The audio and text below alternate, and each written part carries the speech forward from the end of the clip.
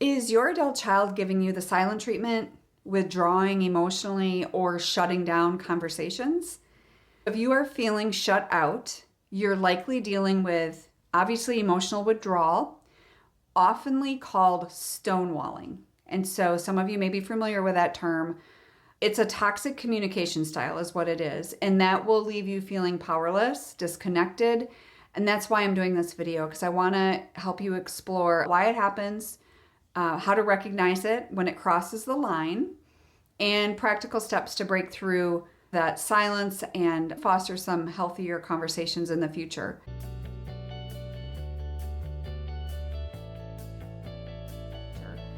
For those of you that know much about me, I'm not big on labels. Stonewalling is a term that is thrown around a lot, and I wanted to bring it up so you can understand what it is. The first point I want to make is, what is it? And when does it cross the line? The definition of stonewalling is it occurs when one person in a conversation shuts down emotionally or physically to avoid further interaction. It's that simple. That happens to all of us, not even just with our kids. It can include refusing to engage with you, withdrawing from the conversation, or what most of us hate the most is simply given the silent treatment. And that in and of itself creates a wall between two people in a relationship, which is going to prevent any conversation or dialogue, right? So when does it cross the line though? It becomes a significant issue when it's not used to just temporarily avoid conflict, but more as a repeated pattern of behavior.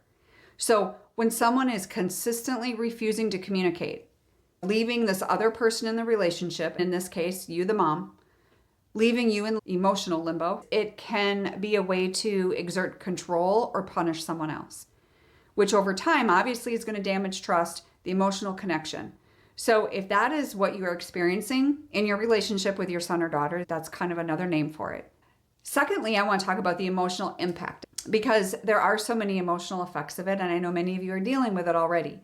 But the person being stonewalled is the one that feels ignored, unimportant, or dismissed. And as a mom, that's hard to take. That can be extremely hurtful, but also I believe that this behavior will create feelings for the recipient, you, isolation, frustration, powerlessness, right? So when it happens in the parent-child relationship, it is especially painful because you're already feeling disconnected. So there's probably already been some issues in the relationship, and then they start doing this. So there's this huge disconnection. Long-term impact of it, though, is it starts to erode the bond that two people could have. As a mother and a child, that can lead to resentment. It can lead down to long-term estrangement, and that's what a lot of you are experiencing right now. The person on the receiving end, you, the mom, might be experiencing some anxiety, self-doubt, or even depression due to the lack of resolution and the emotional distance being created. So I want you to think about that. And I know so many of you are dealing with that. If you're unaware of maybe the reasons behind it, I hope this definition helped you a little bit. But if you are a mom that's ready to take that next step in taking care of yourself during this difficult time, if you're looking for a lifeline, you're looking for either one-on-one coaching, you're looking for group coaching, you're not sure what you need, but you're ready to make that change, I can only help those that are ready to make the change. I've learned that over the many years I've been doing this. I can't make somebody want to change. When someone is ready, they're going to raise their hand and they're going to participate. And those are the people that I can help here and today. And so if that's you, click the link for the discovery call. I look forward to talking with you on our 30-minute consultation. You'll receive more information once you sign up. Number 3, can stonewalling be considered emotional abuse? Emotional abuse, honestly, to me, it can be taken so many different ways. People throw that terminology around too, which I'm not a fan of. Trust me, I've been in emotional abusive relationships. I've been in an emotional abusive marriage in the past. I know what it is. I know what it means. But for many people, it's a defense mechanism. And the reaction when we're feeling overwhelmed, people don't know how to respond in the heat of the moment. So they stonewall or stop communicating to protect themselves from saying something hurtful or to avoid escalating the situation. When does it become emotional abuse though? In my opinion, it's when it's used repeatedly as a tool of control or manipulation. If it is over and over again, and it's not just a conversation, somebody withdraws because they're not sure how to respond, that's life. This is a consistent issue. If somebody is using the stonewalling to punish or avoid accountability, that's when it becomes an emotionally abusive tactic. It's very mindful of the person that's doing it. And the intent and the frequency will increase. It leaves the other person, you the mom in this case, for most of you, emotionally distressing, and it feels truly like emotional abuse. So what is the abuse versus just poor communication? Not all stonewalling is abusive. Some people do not have the emotional coping skills. I've had many people like that in my life. The distinction lies in whether the stonewalling is used with harmful intent or if it's part of a broader pattern of emotional control or punishment. So these are the things we need to evaluate. And number 4 is, what are some healthy ways to respond? You have to protect yourself emotionally. If you are experiencing this stonewalling, you need to take steps to protect your well-being, but you also need to recognize that this behavior may not be about you.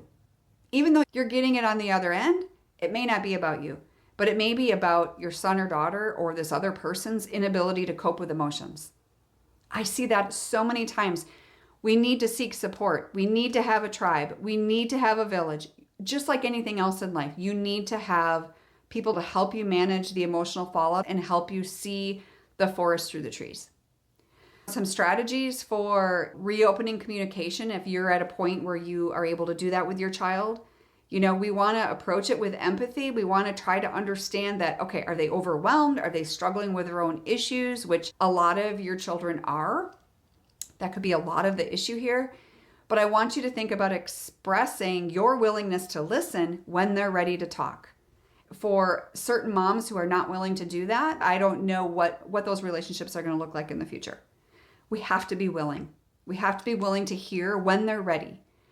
It's okay to tell them that you feel hurt and disconnected when you don't talk. Those are your honest feelings.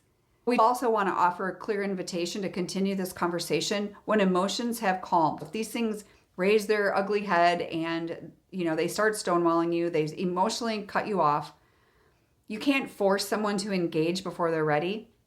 It is important to take care of yourself in this. So if it is a persistent issue, then you set those boundaries, you set those personal limits, and let your child know that while you respect their need for space, ongoing silence is hurtful and unproductive. It's avoidance. It's clear avoidance. And so we have to establish some of those clear expectations with them. And if it's not with them, then you're doing it for yourself in your own home, for your own family who's there, who's present, right? And maybe there is a neutral third party that who can facilitate some of this for you. Or maybe it's another family member. All in all, this approach, I want to just help you understand that there's deeper layers of stonewalling versus just the face value that we make assumptions off of. So there's basic avoidance, and then there's emotional manipulation on purpose. Each of your situations are so different. I hope this helped you understand a little bit more about that. And God bless. I'll see you in the next video.